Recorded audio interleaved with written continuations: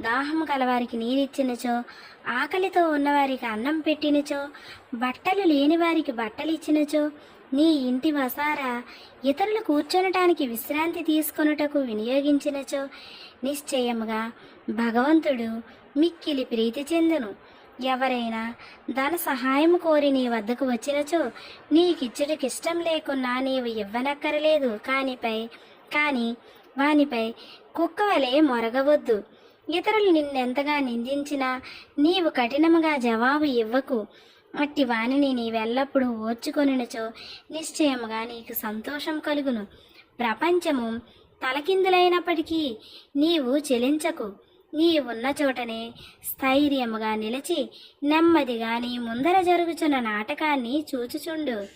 నీకు నాకు మధ్య గల గోడను నిర్మూలించుము.